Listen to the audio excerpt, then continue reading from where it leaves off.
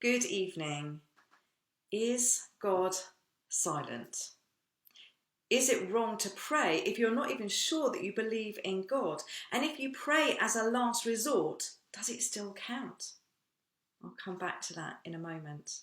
Last week I talked about what will we choose when the lockdown restrictions start to lift, and here we are. We've entered the week in which the restrictions are very slowly starting to lift. I wonder if you've seen on either Facebook or YouTube that poem called The Great Realization. And if you haven't, have a look at it. It speaks powerfully of a world that was suddenly stopped and the realization of what that world had become up until that point, and then the possibilities that opened up because of that moment.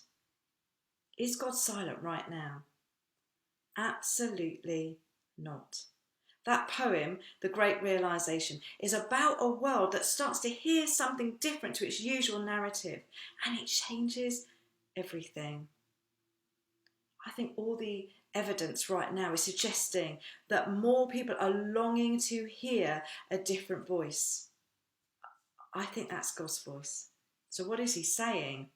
To quote the lovely Bishop Jill Duff, I think he's saying, wake up and come home.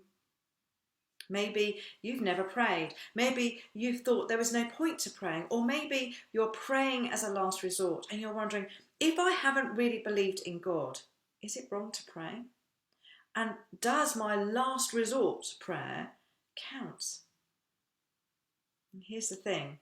Your last resort prayer may actually be the first steps towards finding and hearing God's voice. Your last resort prayer may be the first steps towards a miracle. Your last resort prayer may make the impossible become possible. Your last resort prayer may be your first words towards Jesus, but they will wake you up to hear God's voice, and that will change everything. Is God silent right now? Absolutely not. He's saying, wake up, wake up. And then he says, come home. The gut-wrenching, howling agony in God's heart for us is such that he opens his wide arms to us and says, come home, come back to me.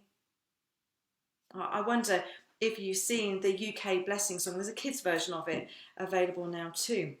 There's almost 2.5 million views, and that's not counting the views from people who are using it across different platforms.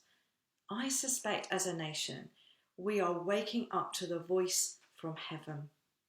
And we need to know that what God offers is beyond our understanding, beyond our circumstances, beyond our thoughts and our feelings, beyond what this world has previously said is important.